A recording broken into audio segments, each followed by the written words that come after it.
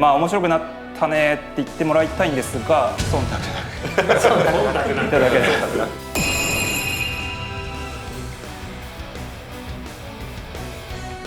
で、アルティメットアビリティ、アルティメットアビリティ、はい、出せるようになります。マジっすか。予想当たったでしょ。でも欲しいよね。まあ最新のバージョンで、まあ、せっかくなんでオフライン対戦会でもできればなと。サンダー押し返せ。さ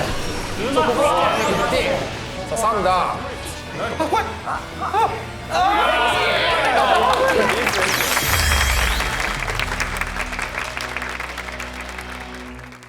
皆さんこんにちは。株式会社サイゲームスグランブルーファンタジーシリーズディレクターの福原哲也です。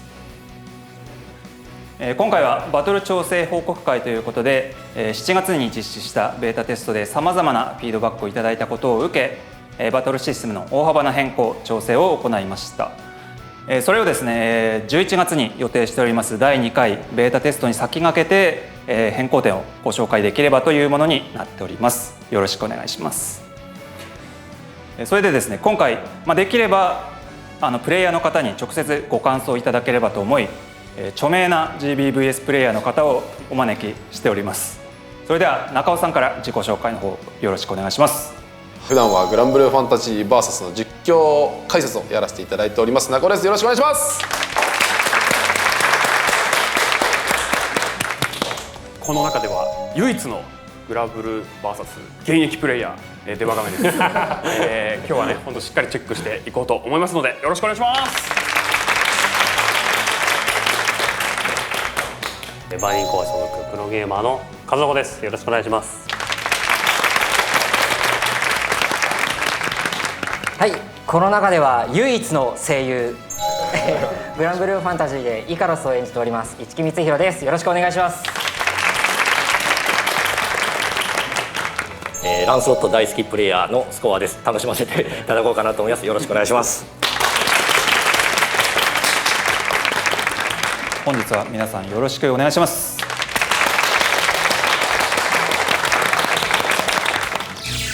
はい、大きく分けて2部ありまして、前半がバトル調整内容の紹介です。今回メインですね。僕がひたすら変更点紹介しながら、こんな感じだよと実機プレイでお見せしていきますので、反応いただけると助かります。で後半はこれだけ著名なプレイヤーに集まっていただきたいので、最新のバージョンで、せっかくなんでオフライン対戦会でもできればなと思って。3-4ってことは人数的にも福原さんが入るってことですね。そうですね。そういうことです。福原さんの実力が見れるわけですね。じゃあそれでは早速行ってみましょう。どうなるんだこれ。どうなんだろう。怖いな。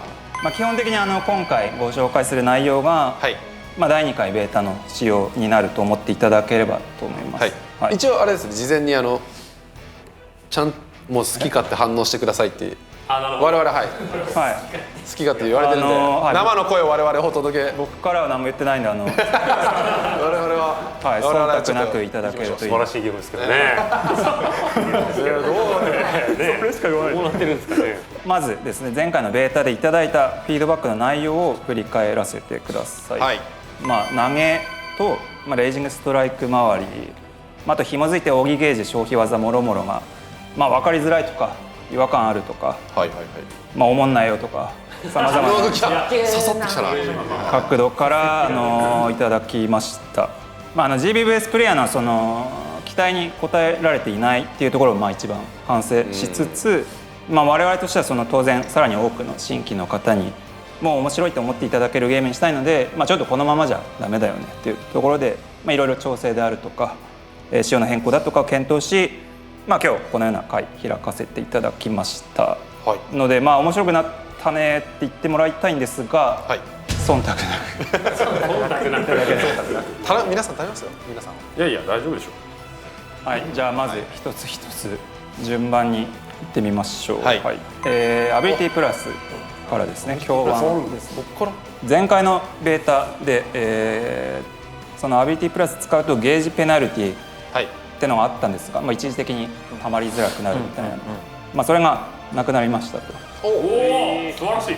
ので、生の声がまあ、前作と同じ感じでガンガン使用してってもらえるかなと。あ、本当だ。はい、増えている。まあ、前作と同じ感じですね。なるほど。扇ゲージ関連いろいろ調整してまして、はい。まあ、分かりやすいところだと前歩きでかなり増えるとか。本当だ。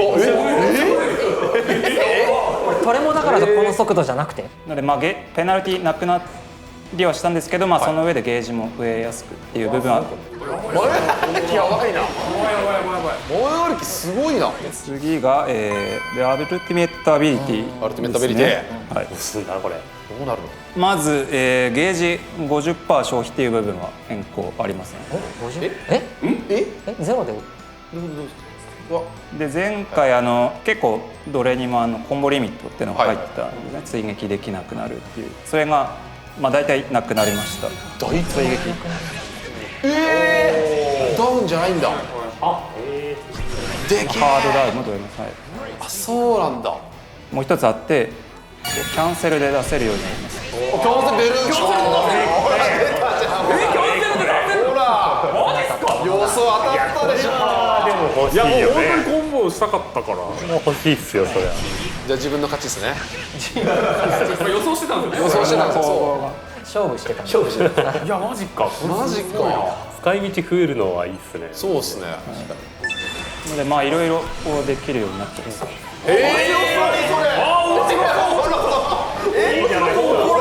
いじゃないですか。面白そう。センスも面白そうだね。せっかくなんでバザラがなんかあ、でもゲージは見せてくれないですね。なる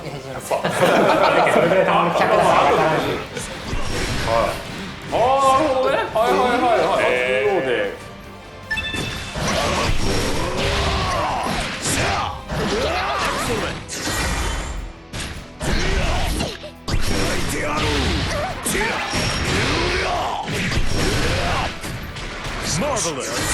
マジで面白そう。で、まあ、ただしキャンセルの場合、その以降のコンボに補正が入りますとダメージ。なるほど。大きく減りすぎないよっていう。性能がまあ軒並み高いので、まあ、ダメージはちょっと下がります。タッチ回りで使うとダメージ効率はまあいいんですけど、まあ、攻め切りたい時とかダウン取りたい時とか、まあ、あととりあえずコンボつないで気持ちよくなりたいみたいな時は、まあ、キャンセルでガンガン使ってってもらうといいのかなと思います。まあね、コンボをするの楽しいですからね。まあ、アイコンがこうなくても打てるようになります。なるほど。そうなの。ただその場合ダメージが半減します。いやでもやっぱ増えるのはやっぱめちゃくちゃ増えますね。押し込む。まあ、実際で使うかといったらそうではないものもあると思うんですけど、まあ結構アドリブの余地が増えてるかなっていうところですね。最適化されたらどうなるかわからないですけどね。研究の余地はね、調べるものが増えますから。なんかもう見てるだけでも爽快感もすごくないですか。そうですね。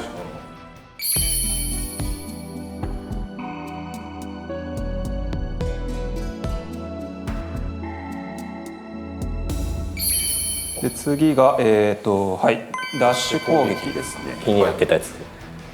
これがまあベータ1でも結構使いようはあったかなとは思うんですけど、まあ、ちょっとマニアックで分かりづらい部分はあったかなと思い、まあ、役割がより明確になりました。でまずダッシュジャックなんですけど、まあ、前進距離がこう伸びてます。早っ。比べないと分かりづらいです。長っ。まあ、この速さで寄れますと、まあ、ガードされて有利なので、この距離で有利。なるほどね。青だ。プラ2？なるほど。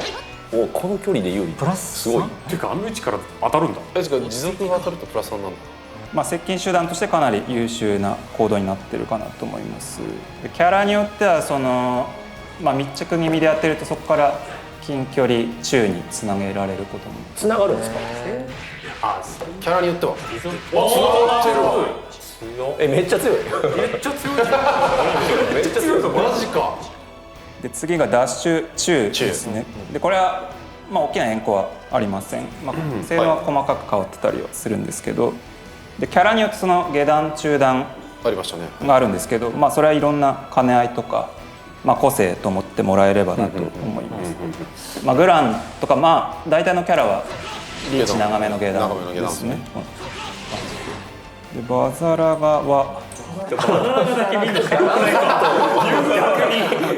一応後であるから、どうしても待てないですから。バザラガ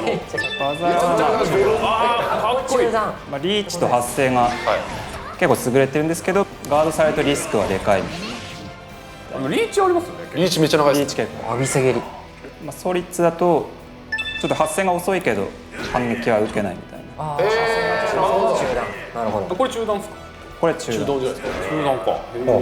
でダッシュ強ですね。これは全体的にその当てた時のリターンが分かりやすく大きくなってますっていうところですね。そうなんだ。こういう感じで。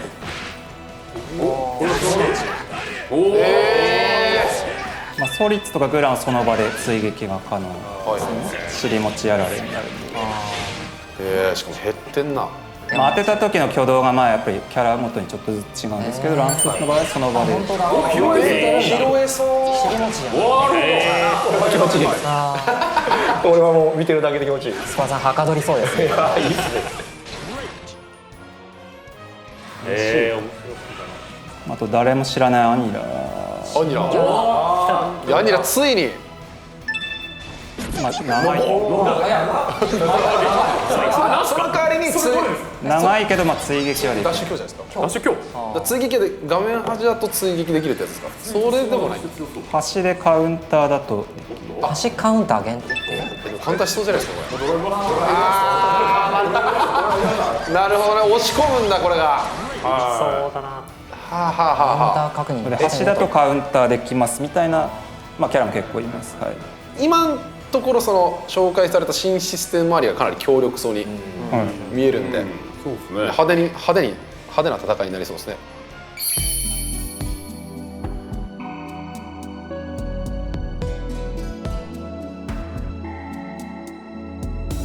次が投げ。投げた。いや、てかこれです。これがメインです。一番声でかくなった。みんな言ってますからね。本質みたいな。相当声でかくなりましたね。投げ相当多かったですね、意見が。そうですよね。誰でも抜けられるぐらい。なんだ格闘ゲームに触れてれば触れてるほど衝撃を受けたシーンではあるかもしれないですね。投げですが、投げ抜けの猶予を短くしました。はい。おお早い。どんぐらい？どんぐらいだった？見てわかる。見てわかる。見てわかる抜けが。前作より早い感じですか？同じぐらい。同じくらい。前作って見てから抜ける人いたんですけど、最終的にはそうですよね。投げ抜けがちょっと変わってまして、遅抜け。遅め投げ抜けが攻撃ボタン弱中強どれかでできる。おお、なるほど。ワンボタンでできる。それはでかっ。ワンボタン抜けた。投げボタンじゃなくて抜けれるってことですね。弱中強どれでもいいって言いましたね。どういうことですか？だから噛み合ったらじゃあ投げ抜けを今まで投げボタンで抜けてたじゃないですか。じゃなくて投げが来て攻撃ボタンを押せば抜けれるってことです。ニュートラルでも。それたまたま抜けるっていうのも全然じゃあ起こる。怒りそうっすね。怒るじゃないですか。怒りやすくはあると思います。あとはいわゆる投げ釣りで後ろを歩いた時とかに投げ抜けしようとしたら普通に攻撃が出てくれるってことじゃないですか。そういうことそうですよね。なんかバランスが面白いですね。どうなんだろう。でちゃんと投げ入力すると早抜けというか投げ抜けです。早い投げ抜けです。なるほど。なるほど。じゃあもう攻撃ボタンで抜けると早め投げ抜きがないってことですね。そうですね。なるほど。なるほど。ちなみに遅抜けだった場合もう一回走ってきますか？そこがですね。はい。そこがそこが今から紹介するところかもしかして。投げた側がちょっと有利で、前作よりちょっと距離が近いんですね。例えばなんか牽制技とかで攻める。なるほどなるほど。今でも投げた方が有利。なるほど。ダッシュ攻撃。なるほど、そこでね。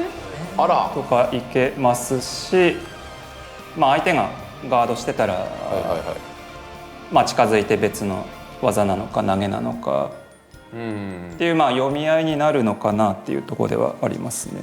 なるほど。ダッシュ弱割れないんだったら結構攻め継続しそうですよね。そうですね。その投げダッシュ弱投げとかそうですよね。っていう流れにはなります。ちなみに投げ抜けでちゃんと投げ抜けした場合はどのフレームで抜けても早抜けですか？俺も気になりました。どのタイミングでもちゃんと入力する。なるほどね。じゃあ投げ結局は最終的にはその投げだけを抜けるのであれば投げボタンが大事って話になってるのは変わらないと思います。そうですね。なるほど。おもろ。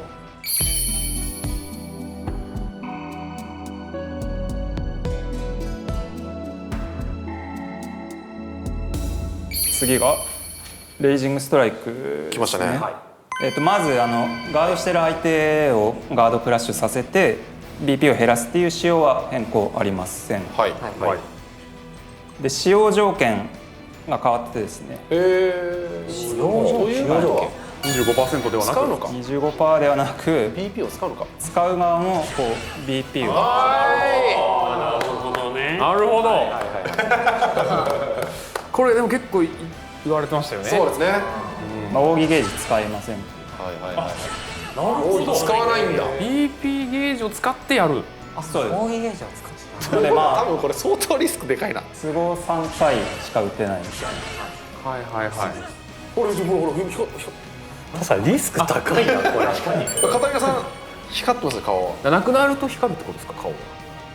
これはちょっと後でじゃああるんだ。前回7月のベータよりだいぶ遅くなりました。確かに。なるほど。ためがあるんですか。これはでもギリ反応できそうですね。確かにこのエフェクトのこれどういうこと？避けるとかわした時用の演出がこれは我々向けってことですよね。から避けて中尾さんに盛り上げてほしいところです。すごいプレッシャーきたね前作のオーバーヘッドアタックよりもうちょっとだけ遅いぐらいなので、じゃあかなりだいぶそうですね、反応で避けられるように、本当に上級者に行き着くまでにもちゃんと対策したら避けれるようになるっていうことですね。そうですね。なるほどな。で視認しやすいようその発動時のエフェクトも結構でかくしてますし、まだ前リーチは短かったんですけど今回はちょっと広げてます。長いんだ。長くなっていく。結構長いですね。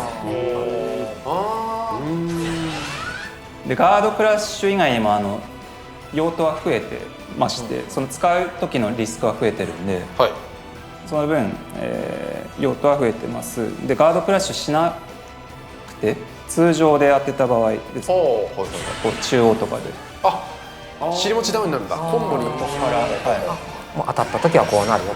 なるほどな。で扇ゲージも使わないんで、距離によっては扇に行ける。なるほど。確かに扇に行けるわけだ。なるほど。あとこれがちょっと重要なんですが、通常ヒット中にキャンセルでも出せて、通常ヒット中の場合は連続でこうつながります。そうですね。これは前から浮き上がる系ですね。画面端とかだとここからコンボをさらに伸ばしてみたいな。でも補正は結構。そうか。50%使わないんだ。そうっす。そうか。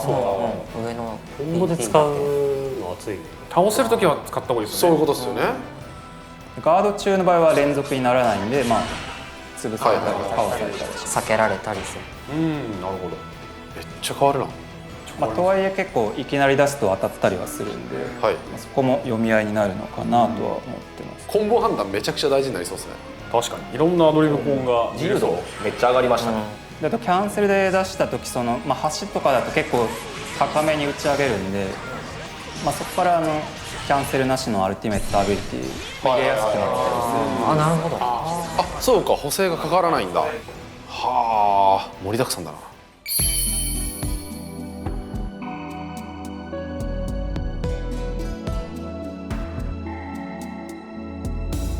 で BP がですねかなり重要な要素になっていて、そちら紹介した後だとまた印象変わると思うんですけど、だからさっき赤く光ってるやつってことですよね。後ほど、はい、絶対良くないこと。まあいいことではない。絶対良くないこと。まあ、赤はあんま良くないことですよね。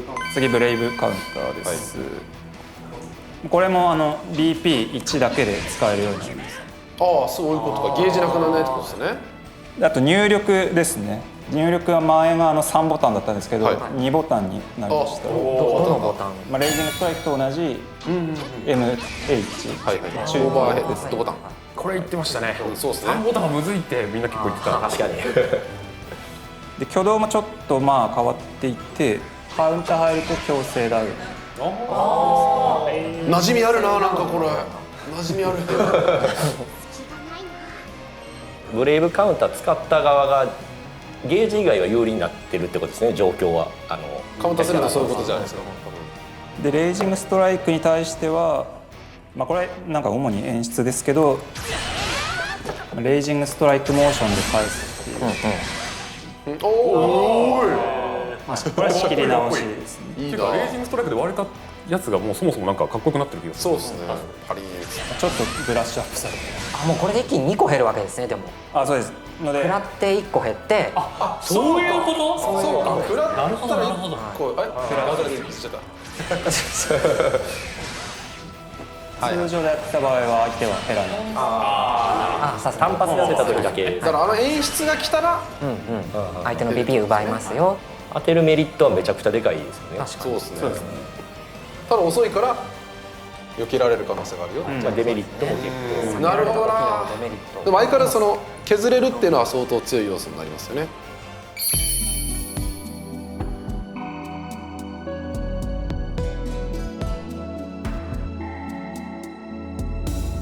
で次がブレイブリーポイント。これがめちゃくちゃ重要でですね。赤く光ってましたもんね。1個の段階で赤く光ってましたね。1個ですからね。ただの注意なのか、それとも。これ最初にスライドなんですが、BP 減ると被ダメージ量が増えます。これやばいっすね。50%はなるほど。これ BP2 だとやばいな。BP2 までは変わらず、残り1だと1.2倍、警告なんだ。0だと1.5倍。1.5 倍すごいですね。レイジングストライクによるガードクラッシュに加え、奥義解放奥義の近距離。もう読んじゃいます。これごめんなさい、読んじゃいました。早まりました、すみません。だからアルティメットアビリティに回してもいいし、100% 貯めて奥義のリターンがね。奥義のリターンがめちゃくちゃ高いから。めっちゃ使いやすくなってるから、そういうことですね。奥義ガンガン当てたら。のでいきなりブレイブカウンター3回やったらもう終わりです。終わりですよね。近距離ヒット時ってことはコンボ中です。ロックした時、ロックした瞬間に BP が1個減る。1個減るってことですね。じゃあロックだけですか。そのタイミング近距離ヒットだから。なるほどなるほど。でこれによってレイジングストライクどこで使うかとか、ガードクラッシュを狙うのか、コンボ伸ばすためにレイジングストライク使うのかとか。なるほど。使い方これ。むずいな。これ深いですね。これだいぶ深いですね。で赤いともやばいです。もう赤いとやばいんですね。見てる側めちゃくちゃ盛り上がる。今の時点でもうやばいみたいな気しますもんね。これ体力マックスでも上なかったら即逆転されたりとかね。これ喋る側からしたら足りるかっていう状態相当ありますよ。足りるかみたいな。足りるかとか言って。そもそも奥義と解放奥義の火力ってすげえ上がったんですよ。そうですね。ライジングになって、それでこの仕様だともうとんでもないことになる。のでブレイブカウンターどの状況で使うかとか、考えることが単純に多くなるので、プレイヤーによって結構戦略に個性が出る部分なんじゃないかなとは思ってます。めちゃくちゃいいですねこれ。3だとこ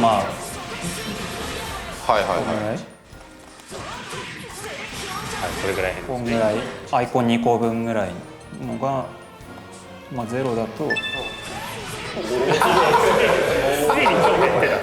ばいな。なるほど。やばいっすね。やばいな。50% ってやばいな。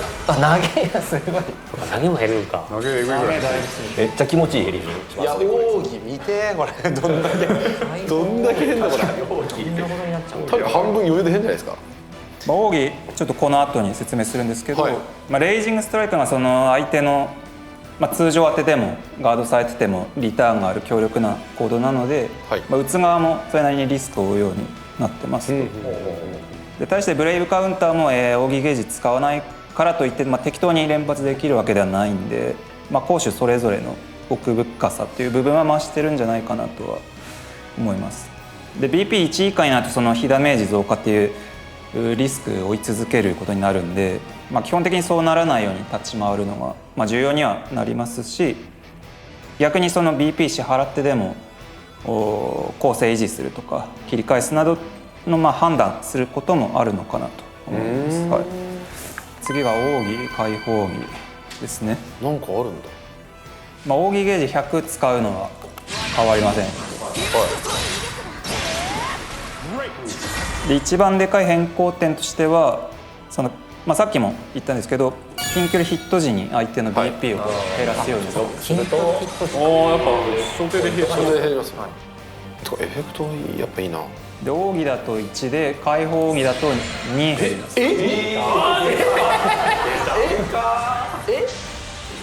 開放義の段階で必ず防御デバフが入るってことですよね。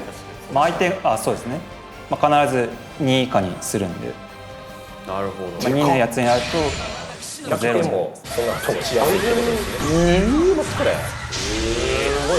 初段でダメージはちょっとさすがに調整してるんで、前回のまま 1.5 倍だって本当に即死技になったんでなので相手の BP 状況によってはそうですね、ダメージかなり伸びるので、リーサルのチャンスにもなりやすいかなと思います。これダメージ計算大変です。そうですね。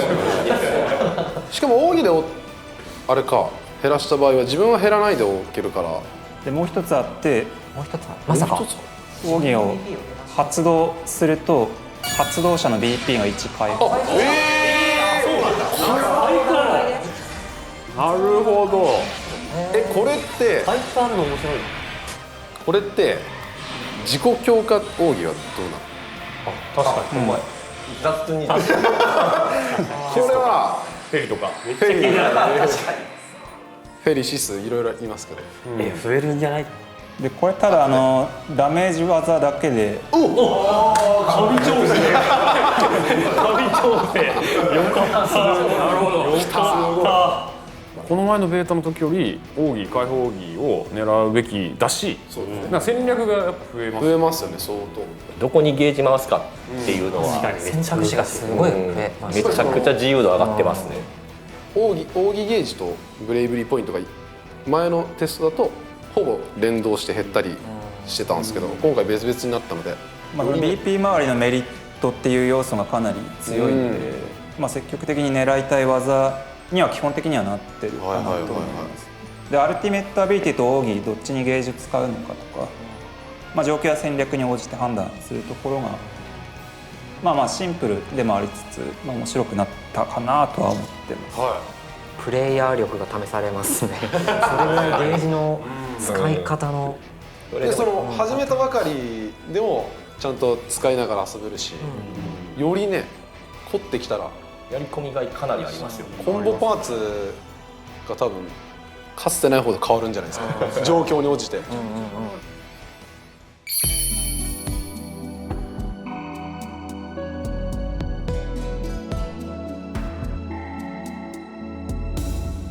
ちょっとこれも勘違いしないでほしいなとは思うんですけど、BP を減らすゲームではないですっていう重要な要素であるんですけど、BP を減らすゲームではなくて、あくまでアクセントだと思っていただきたいと思ってます。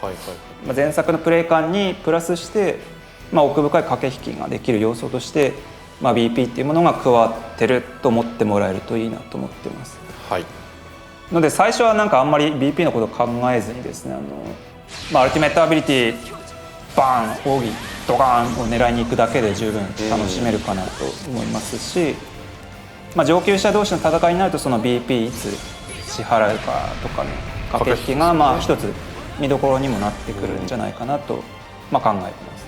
大差ついてて明らかに不利な状況だったとしてもその BP 量で相手を上回ってるとそこから結構巻き返す手段とか、まあ、道筋作りやすかったりもするんで、まあ、そこもやっぱり上級者同士の戦いだと面白いポイントになってくるんじゃないかなと思ってます。なるほどな。で次がレイジングチェイン。はい。ここでレジンチェン25使うのはそのままでただゲージペナルティがついてます。ゲージペナルティ仰ぎゲージペナルティですね。なるほど。これはめちゃくちゃ減らないんだな。その7月はちょっとなんかレイジングチェーンからそのまま 50% 回収できてたりしてはいはいはい。ちょっとさすがにって部分あったんでなるほど。でレイジングストライク当てること自体が結構難しくなってるんで、まあ、チェインまで通せたら逆に偉いぐらいの感じにはなってるかなと。確かなるほど。でやっぱりその BP 低くなってくるとそのガード割ってそのままコンボいけたりするのがすごい強い行動にもなってくるんで、に。そうか。はいまあ、基本当てれば強いのは変わらないんですけどで BP1 だとそのレイジングストライクガードされてもブレイブカウンターできないのでそこチェインに受けたりとか、ので序盤でその体力差少しでも開くためになんかチェインとりあえず使っとくのか、まあ、BP 減ってきたところで逆転狙いに行くのかとか、まあ、ここも使いどころが個性が出るところかなとは思ってますね。はいはい。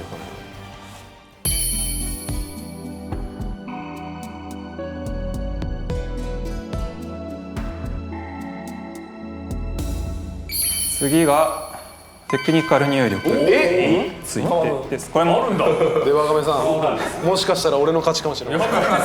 何の勝負してるこれもさっき予想してたの。これもさっき予想してたんですよ。テクニカル入力時にアビリティや奥義のダメージが 10% 増加します。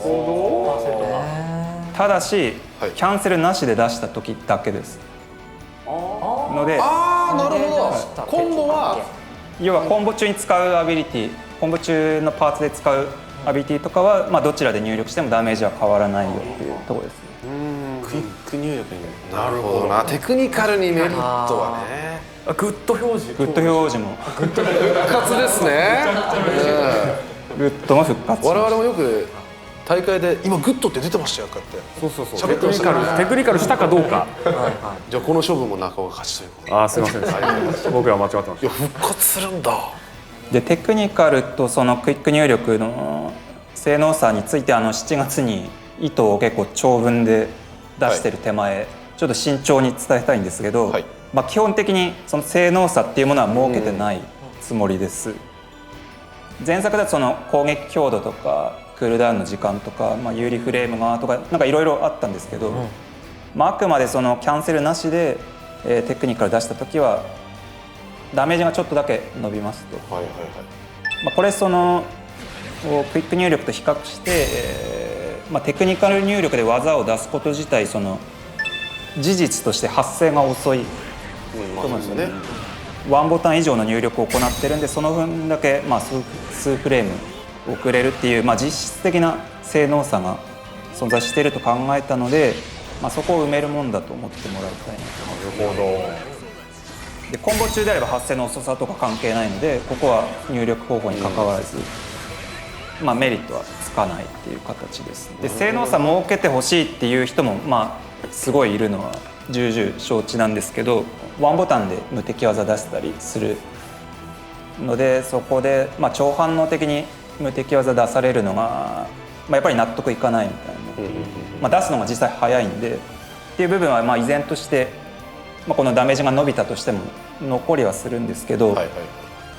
まあ、メリットとデメリットとその相対的なものなので今のはまあテクニカルじゃなかったからダメージ低く済んだかって納得してもらえる材料になるのかなとは思ってます。ダメージ高いことメリットとしてダメージを高いにしてるんですけど、見方によってはクイックだとダメージ低いんじゃんっては捉えられはするので。はいはいはい。で逆にその立ち回りで鋭い反応でテクニカル対空出してたら、まあ尊敬ポイントというか、確かに大会などでのその盛り上がるポイントにもなるかなとは思いますので、ここはこのような仕様で活かしてください。すいません、よろしくお願いします。で、まとめですね。はい。今いろいろ紹介させていただいた要素いろいろ絡めつつ、我々としてはこのようなコンセプトであると理解していただいた上で、プレイしてもらえると、より楽しいゲームになるんではないかなと思ってるんで、ちょっとまとめとしてお伝えさせてください。はい。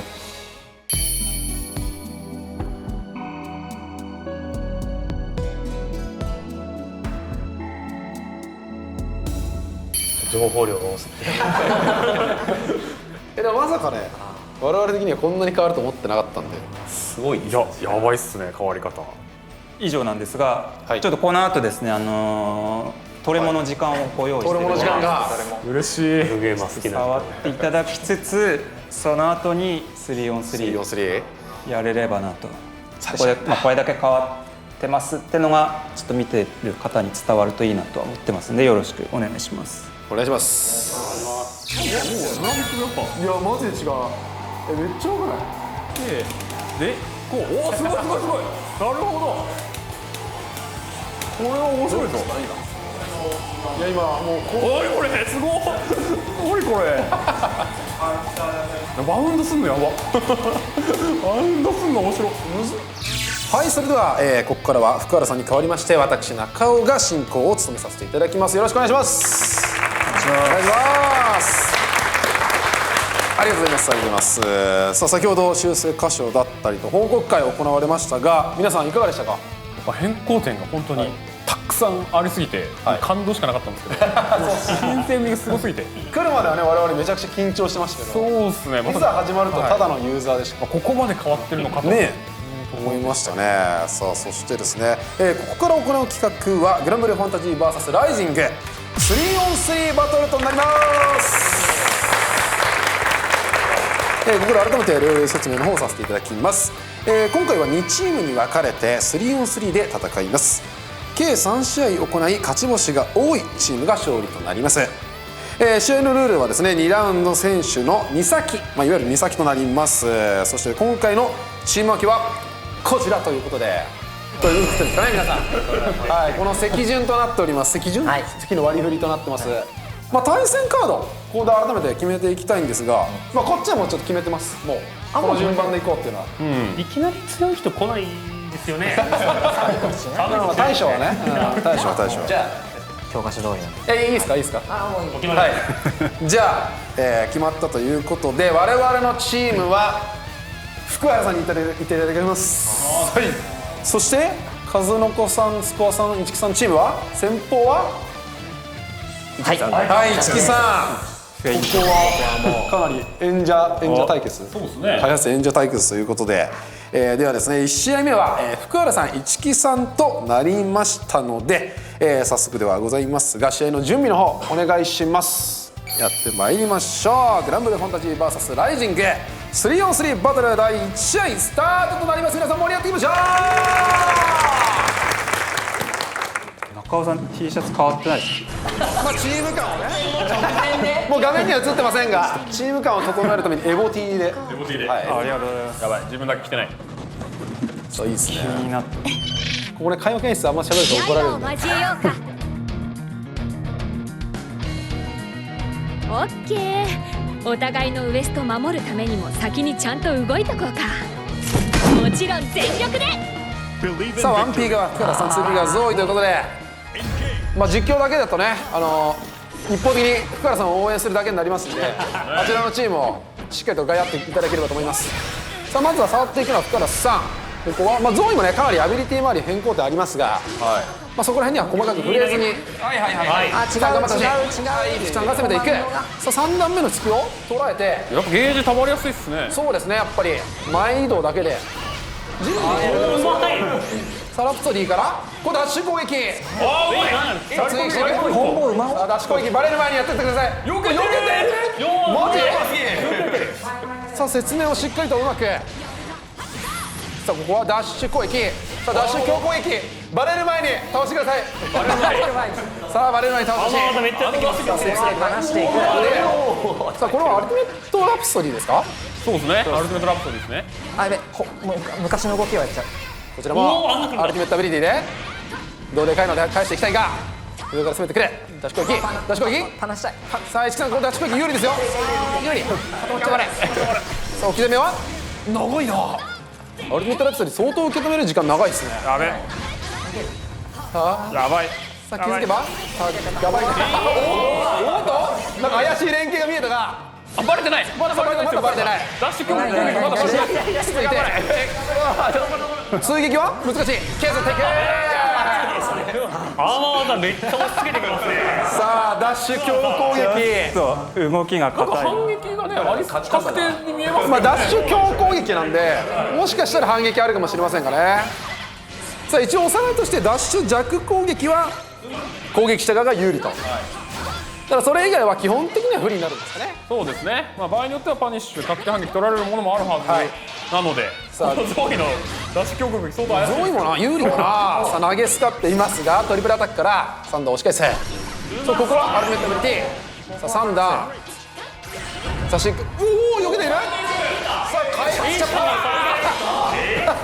さあここは福原さんのスペシャルプレーが飛び出しましたがブレイブリポイント減ってますよ。さあこれなくなるよ。さあ一木さんポイントこれはもうブレイブリーポイントがありませんのでレイジングダメージが 1.5 倍かつレイジングストライクを黙って受け止めるしかないですトリプルアタックからさあコウモリつない痛くない減りすぎ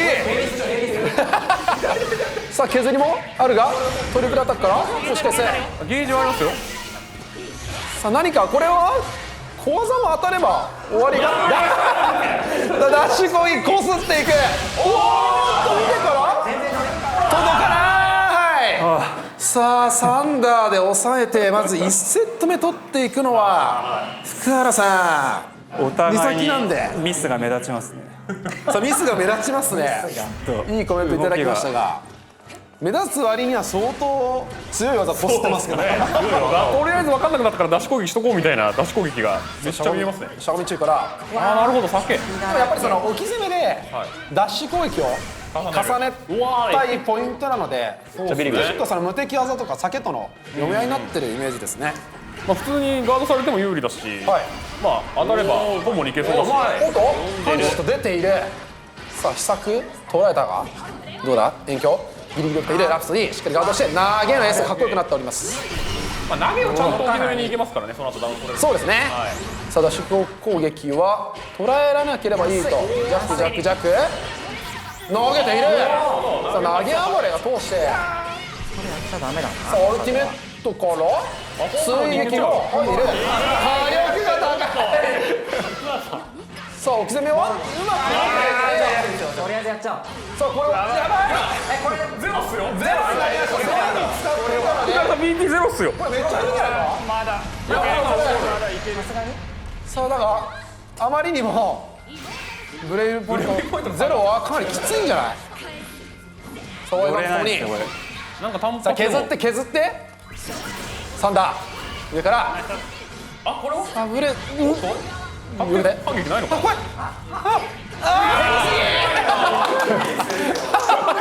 めっちゃ減ったな今。めっちゃ減りましたね、単発でゴリッと減りましたね。単発だけでもう強攻撃当たったんかぐらい減ってましたね今。やっぱブレイブリポイントゼロになっちゃうとね、ちょっとそうっすねやばいっすね。この BP が相当影響力ありそうですが割り込んでトリプルアタック置き攻めにはいかずここはワイバンのゲージを開始していく壊しながら反撃遠距さあ今回体力がかなり多くなったともいうのがありましてそうですね、体力2万になってるみたいですね。そうですねはい、基本的にはそう受け止めてダッシュ攻撃。苦しい。さあ中央へ見えない。さあダッシュ中段中中段トイクうまく決めて追撃はここはラプソディで追い返していくさあ投げ暴れさあ深田さん投げ暴れが目立つかなりもう攻め切られる前にやってやろうとうおー鈴木さんから追撃はタイミングが少し遅らせれれば追撃としてそうですね、最速で出しちゃってるからちょっと使ってる感じなんですかね成立するっていうところでしょうかジャンプ攻撃通ってさあ解放奥義、さあ一気にやばいぞこれ。ゲージがなくなった。この後がねブレイブリーポイント2個減ってる状態なんはいで、残り1個ですから、ゾーイのアイコンが赤色に光っております。そうジャンプしたらうまい。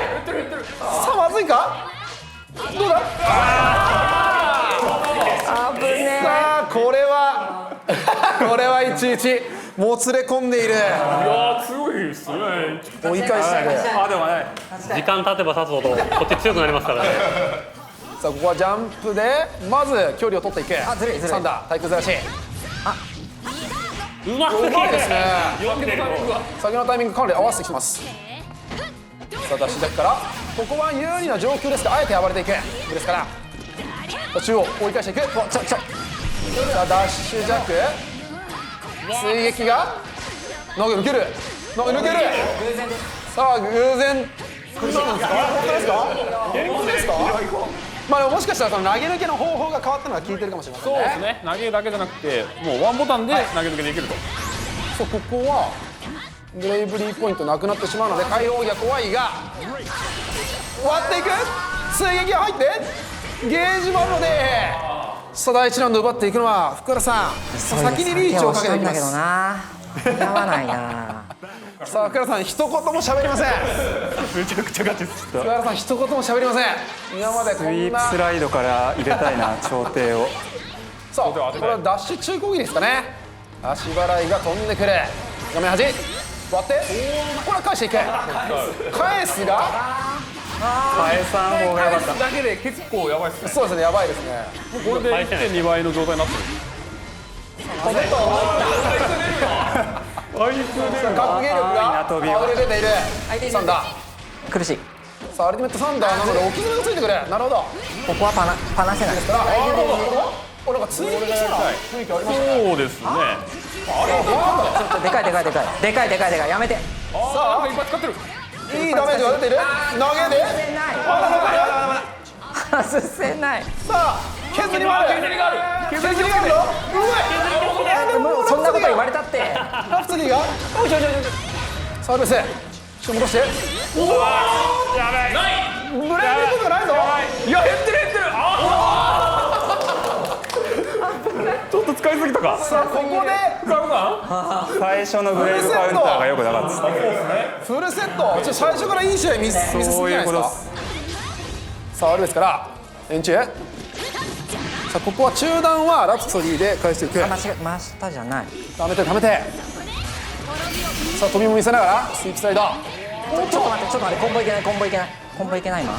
さあですが特殊でも締めとしては十分投げて、あーちょっといいよこれ。さあしっかりと攻撃ボタンを押すことによって特殊での攻め継続をなくしていけ。ちょっとスライドホイール。結構減るな。あれやってると Y バンゲージが回復するんですよね。そうです。あ、なるほど。さあそして画面端置き攻め釣っていくが釣られない一木さん。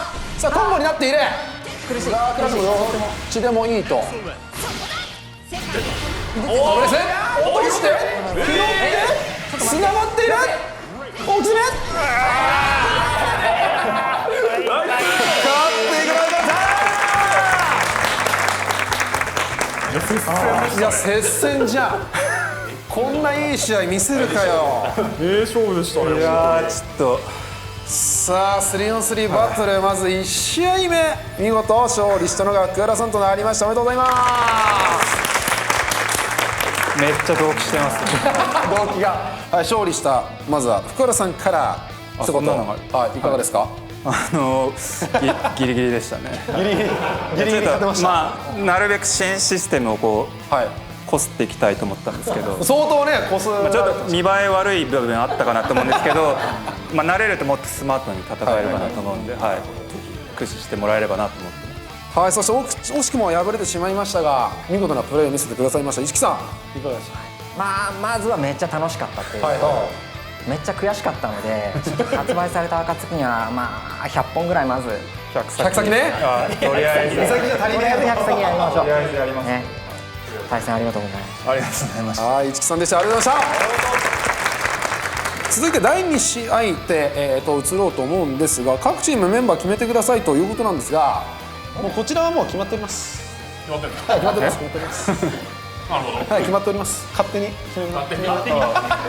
決めましたそちらのチームはどうですか残りメンバーだからも強い。うねどっちでもねまあ中尾さんと因縁がありそうな。もうバレてるんだもう出ていくのがバレておりますが、はい、我々からは私中尾が出させていただきます頑張って。向こうは和信さんということであれまだ言いづらいですけど向こうはそっちは和信さんで合ってますか合ってますはい、和信さんということで中尾 VS 和信さんで第2試合行っていきたいと思います。では早速ですが準備してまいりましょう。私なんと今回なんか実況しながらやってほしいということなのでまあ喋りながらちょっと和信さんひねらせていただきますよろしくお願いします。すごい。はい、じゃあちょっとここからですねデバゴメさん、ちょっとお願いします。どこですか。はい、デバゴメさんですね。はい、私。おお、ですか。それでは 3on3 バトル第2試合、スタートです。よろしくお願いします。新キャラ対決。アニラ使いたかったな。羊たちを眺めていると新キャラ対決。そうですね、新キャラ対決。まあこの掛け合いは製品版で。これはそうですね、初出しですね。初出し、確か初出し。かっこいい。いかんな。その程度で隙を見せるほどお主は甘くなかろう。可愛い。ということでよろしくお願いします。二先ですよ。オッケーですカズさん。カズ。なんかもう強い子供をつけてる。早速レイジングストライクからチェインの本部。おお。しっかり減ってますね。カズ。うまくジークフィートを扱いジャック攻撃からおさあ中央の飛びダメハク見えているがここで逆転していく解説しながらやってる。さあこれね飛び道具この球強くないですか。そのね超強いですよ。ジークフリートの球も強い。攻めるよ攻めるよ。あれ反撃なし。中尾さん頑張って。はいなんだこれやばい。なるほど。無敵技。11です。中央に戻していきたい。ジャンプ通す通せない。さあまずいカズのこのコンボが決まっていく。いや減ってる減ってる。おおすげえ2つ目投げは投げるけどない自分で言う先上げられる前に投げないの絶対投げてくれなかったアドバイスのような。これねちょっと頭が今めちゃくちゃになっております中尾。さあまずはダッシュ攻撃で仕掛けていく中尾。さあこれ先に喋ることによって風間さんが動かない現象が起きつつある。でもダッシュ攻撃使ってましたよね。ダメダメよ。有利有利有利じゃない。抜けていく抜けていく技ダッチ脇止められる。球が強い強い強い強いな。何それ抜けるのそれ。フェイントもあります。フェイント。仕上がってる仕上がってる仕上がってる。だいぶ仕上がってる。もうこれ無敵技でね抜けていきましょう。分かんないんでうまくない。あるよ。やめてそれ強くない。強いな。ちょっと待ってカズ我慢し中尾苦しい中尾苦しい返していくダッシュから足払いは画面端まずいちょっとアドバイスくださいカズさん止めないさあまず1本目勝っていくのはカズの子これすごい苦しい。2人いるもんしか。ちょっとなんかアドバイスください。アドバイス。なんかずっとガードしてるようにしか見えなかったんで。飛び道具どうするんですか。飛び道具まあジャンプしてみたら。当たったさっきなんか飛び道具ダッシュ大丈夫。ジャンプしてみる。ジャンプジャンプ。ジャンプジャンプオッケーオッケーオッケー行きましょう。行きますよ行きますよ行きますよ。それがねそれは何だそれっぽいそれっぽい。危なそう。なんかそう逆先が通用しないかもしれませんね。攻めていきますよ。やめてさあ中へとそれは大丈夫。コンボに行かないんですね。コンボやね。追い詰めてるよ。さあ入れ込みがバレているカズのこの中央コンボは決まらない。中尾がここから駒投げあいいのに飛んでいる行動より先に口が動くまずいさあ投げを決めて置き攻めよ投げは来ない投げは来ない直さん出てきました割り込んでいく。ここは強気にいやー攻めていきたいが投げを止めて飛びで逃げてやめてこれで逃げておなるほどここから持ってきなさい切り返していく分離ずるいあのフェイント強そうです。超強そうですよそれ出る球の攻撃判定が出るのが早いいいよあってなって苦しいさあ苦しい実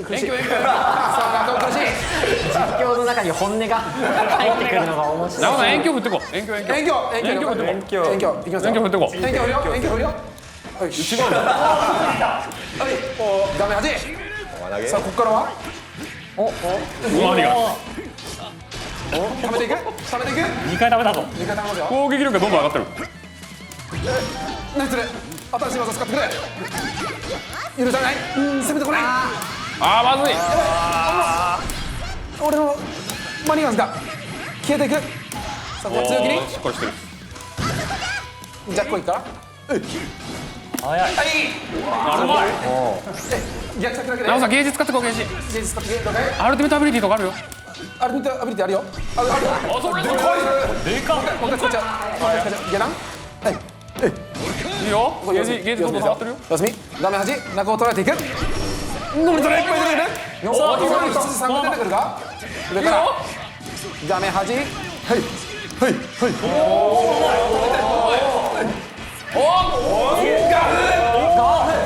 おもちゃやばいまずい頑張れせめて1ラウンド取る避けて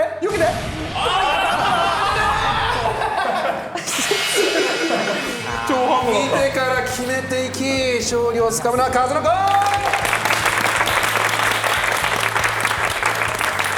こんな悲しい実況が今まであったんでしょうかさあというわけでこれも中尾さん自分で読むことになってますありがとうございます引き続き進行でバカメさんから受け取り中岡をやらせていただきますがさあまず見事勝利を取った風の子さはい。んいかがでしたそうですね。中野さんが投げ来るときに投げ行くって言ってたんですごい対戦しやすかったです。さぞ苦戦したことでしょうありがとうございます。さぞ苦戦したことでしょうありがとうございます引き続き惜しくも敗れてしまった中尾選手のインタビューなんですがね非常に途中からもう頭がぐちゃぐちゃになりまして、やろうと思ったことを喋っちゃいましたねそうですねびっくりしたことに駒投げって言った30フレーム5分に駒投げやってますボタンとコマンドを入力し続けながらも口が動いててなるほど不思議なこともあるもんだなと思ったんですがアニラねかなり動かしやすそうですかいや多分だいぶスタンダードな初めてですよはいキャラクターでね島田もすごい使いやすかったんで次のねベータテストとはちょっと楽しそうな楽しみですね。ワクワクが止まらない感じだと思いますが、改めて勝利したのは風の子さんとなりましたおめでとうございます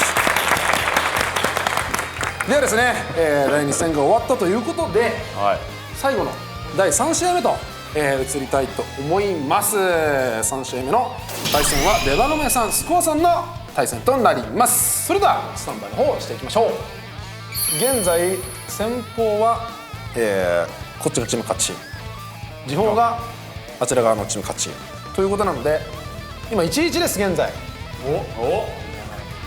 そうですもう勝った方が勝ちです勝った方が勝ちです強い方が勝つってことですね。わかりやすいここはですね、チームも一丸となって応援していただければと思いますので試合の方へと移っていきましょうそれでは3試合目スコアバーサスデバゴメ皆さん盛り上がっていきましょう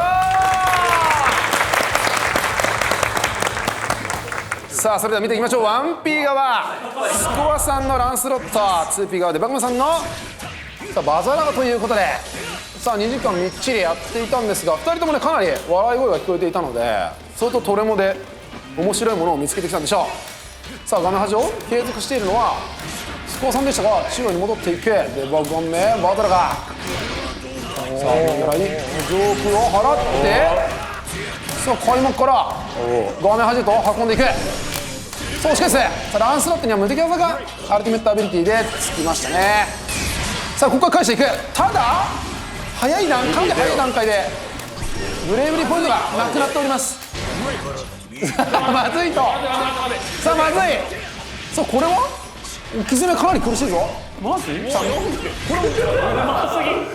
あまずいという声が漏れましたが適当さあ何読みとそうです。さあただリバーサルで振っていったということはなんか怪しい匂いを感じますねバズラがあ、ガンできる。グローノスから怪しい匂いがプンプンしておりますがさあダッシュ攻撃さあかなり攻略が進んでいるか読み合いが始まっているそうですね。まあダッシュ攻撃で有利状況ですからなるほど。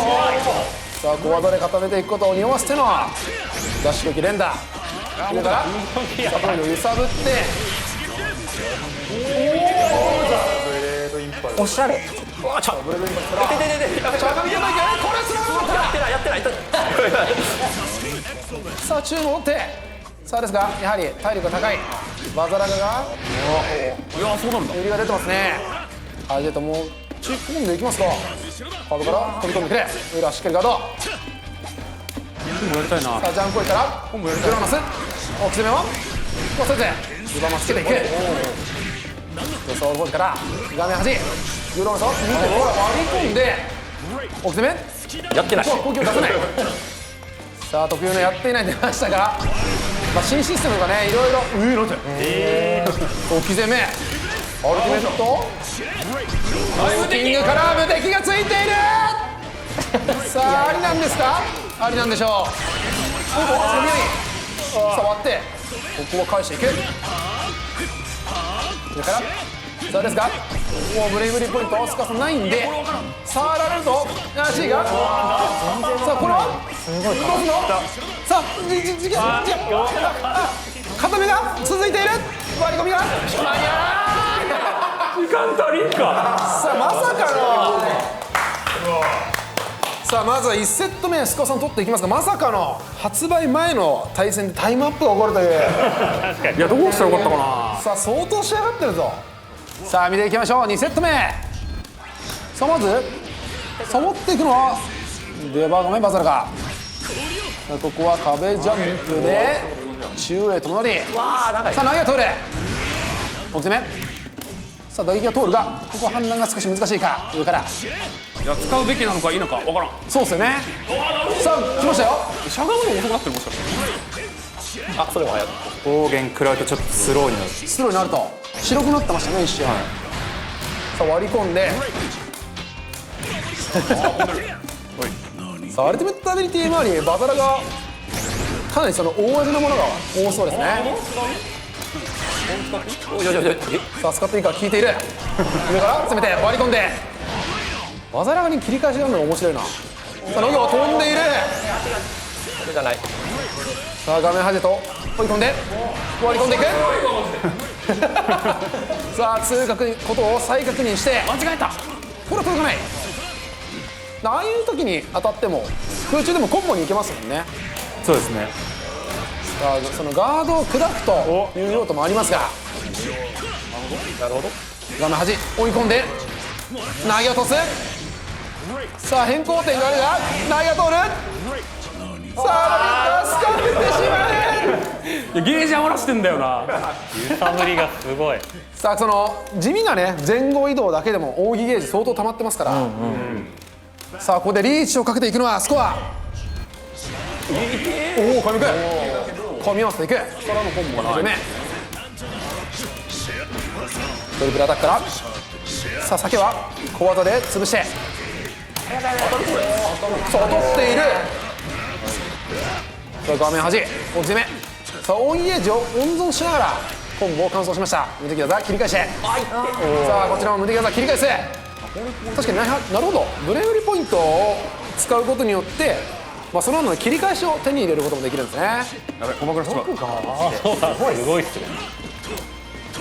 さあダッシュ攻撃さあもう深い読み合いが行われている、まあ、あそこでボタンを押さなきゃいけないってことですね暴れるか何かをしてあ、そうか、有利か。あ有利なんだなるほどさあジャンプ強攻撃2段目上段となっておりますが、まあ、早めのねジャンプ攻撃から今度いけるということで割り込みが倒しきりはできないが立っているさあダッシュ中攻撃ですかねしっかりガードしましたが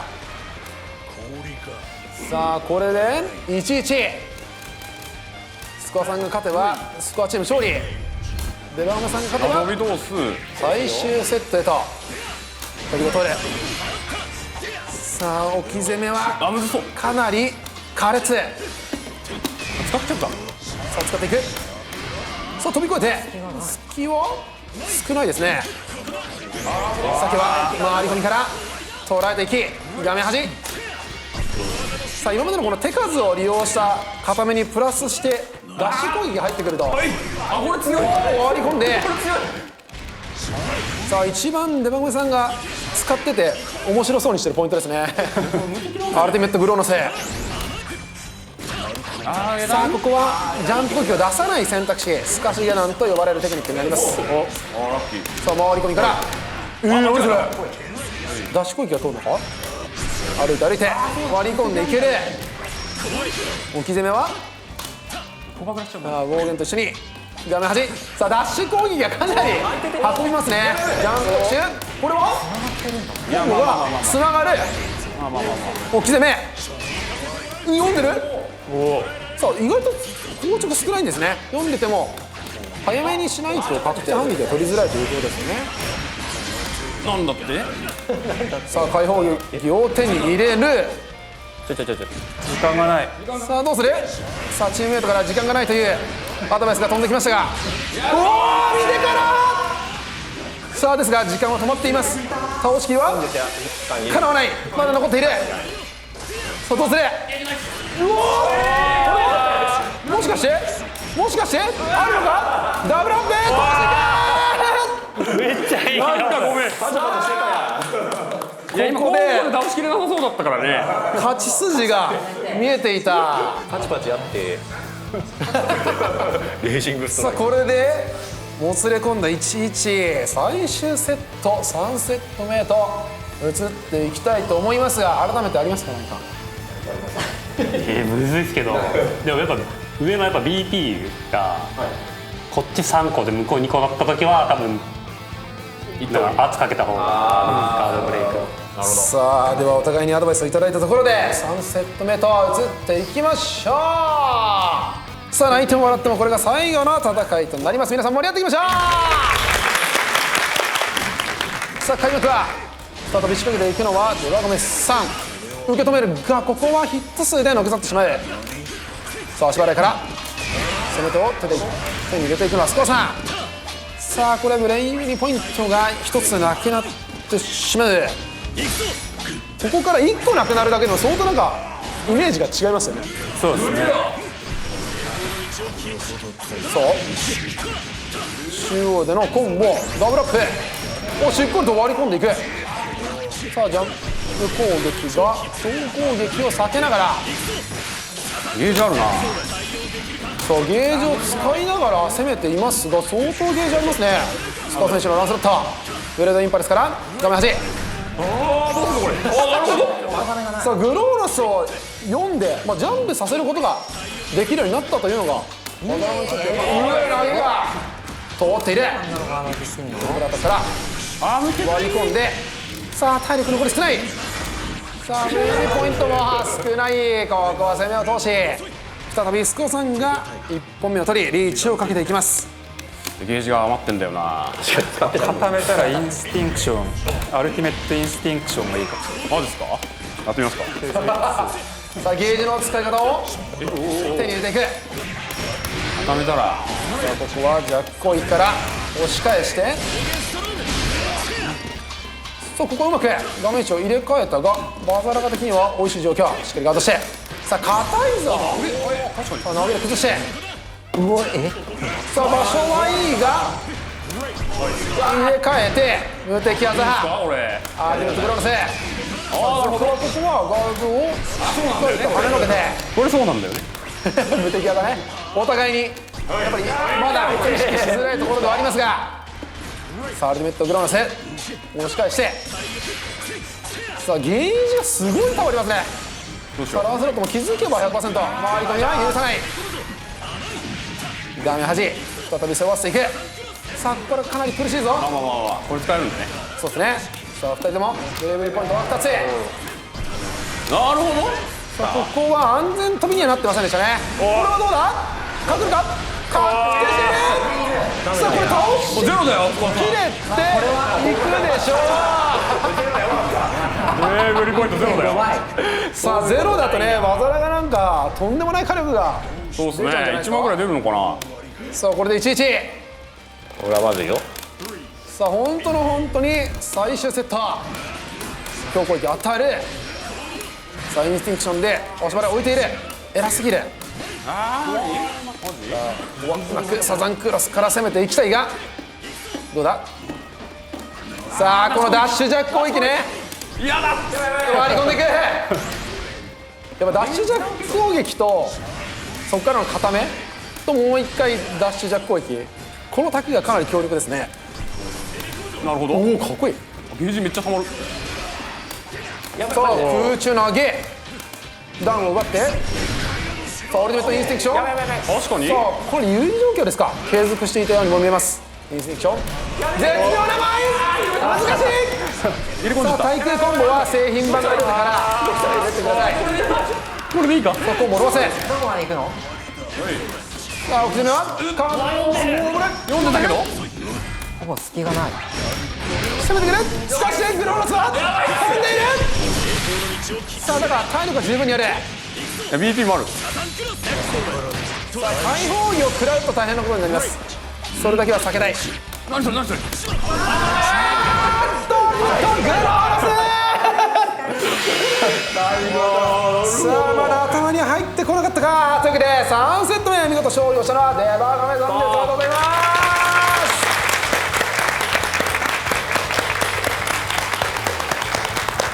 さあでは改めてこの両名にインタビューの方していきたいと思います。まずは見事勝利を収めたデバガメさんいかがですか。はい、だいぶねわちゃわちゃしたところ多かったと思うんですけど、やっぱその考えること多くて、そうですねゲージもまだ全然使えてなかったり、ブレイブリポイントもまだ余らせているような状況だったので、今日はねたまたま勝てましたけど、もっともっとやり込んで、もっと面白いゲームができたらなと思います。ありがとうございます。おめでとうございます。さあでは続きまして惜しくも敗れてしまいましたが健闘してくださいましたスコアさんいかがですか。はい、まず2時間の成果はそこそこ出せたかなっていうのがあるんですけども、やっぱりダッシュ攻撃とかアルティメットだとか新しい要素結構なんか新鮮やし、そもそもその新しい要素が強いので、結構違うプレースタイルっていうか、新鮮味を持って戦えるっていうのでかなり楽しかったです。さあ以上3ゲーム目となりました。お二人ともありがとうございました。はい、それでは全ての試合が終了となりました。かなりねどの試合も白熱した内容となっておりましたが、今回の 3on3 バトル見事勝利をしたのは福原さん、デバカメさん、中尾のチームとなりました。おめでとうございます。自分でよしということで今回はね名誉だけということなんですが、かなりその皆さんのねいろいろなキャラを使って楽しく、新しいシステム可変工程を使いつつ皆さん対戦を楽しんでいただけたのかなと思います。これでですねグランブルーファンタジー VS ライジング調整内容報告会は以上となります。ゲストの皆様、福原さんからのバトル調整内容、そして、3on3 バトル2つの企画を通して、皆様かなりライジングを堪能されたかと思いますが、一人一人ちょっとインタビューさせていただいてもいいですか。じゃあまずはスコーさんからお願いします。今回のシステムの面で全体的にすごく好みで、特にダッシュ攻撃なんかかなり僕攻めたがりなんで攻める要素としてはかなり良かったなと思いますね。では続いて風の子さんお願いします。そうですね、やっぱ今回システム面が大幅に調整されたということで、現時点で全く戦い方の正解がわからない状態なんで、ぜひ製品版出たらやり込んでいち早く正解を見つけて何かしら大会とかで成果が出せるように頑張りたいなと思いました。ありがとうございました。では続いて市木さんお願いします。僕ベータの1は触ってなかったんですけど、どのような感想かとかは結構見かけてたんで、それが今回どう変わるのかなと思ってたんですけれども、ここにいる方々がすごいもう好感触で反応しているのを見て、これは相当まずそのシステム面すごい受けが良さそうだなっていうのは、僕も触っててやっぱり楽しい部分いっぱい感じれたんで、で、これから番組終わるんですけど、もうなんかもうこんなに戦いたいみたいな気持ちがあるんでどれもしたいですもんね、上行ってどれもと対戦したいですよね。馬込さんお願いします。現役グラブル VS 勢として、前回のベータからやっぱりいろんなプレイヤーがいろんなことを言ってたんですけど、例えばね投げがねあれとかエイジングストライクがあれとかいろいろ言ってたんですけど、今日一日やってみんな払拭できんじゃないかなと。めちゃくちゃ楽しそうにやってました。いやめっちゃ楽しかったですマジで。もう本当にもう次のベータがもう待ち遠しいんで、もうぜひ次もがっつりやり込もうと思います。よろしくお願いします。ありがとうございました。ついに来月11月30日を、発売予定と迫ってきたグランブルファンタジー VS ライジングとなります。福原さん、今回の調整内容も含め前作をかなり超えそうな勢いがもう、我々は今回の発表を聞いてひしひしと感じましたが、いかがですか？いかがですか？そうですね、前のベータが、率直に言って評判が良くなかったので、なんとかせんといかんっていうところで、サイゲームスもシステムワークスさんも、すごい気合い入れて調整してきました。本当ギリギリのところでやってきたんですけど、その分今日どうなるかなっていうのはあったんで、でもポジティブな感じだったので、開発のチームも胸をなで下ろしてると思います。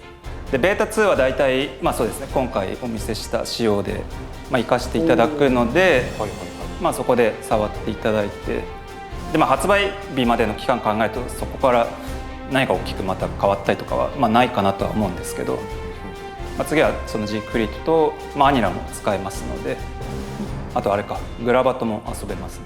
のでグラバトも格闘部分以外も遊んでいただいて、感想とかたくさんいただけると、チームのみんな見てますんで励みになりますんで、よろしくお願いできればなと思います。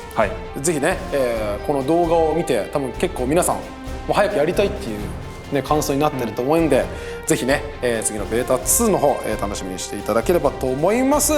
それでは皆様発売の方お楽しみにお待ちください。それでは皆さんさようなら。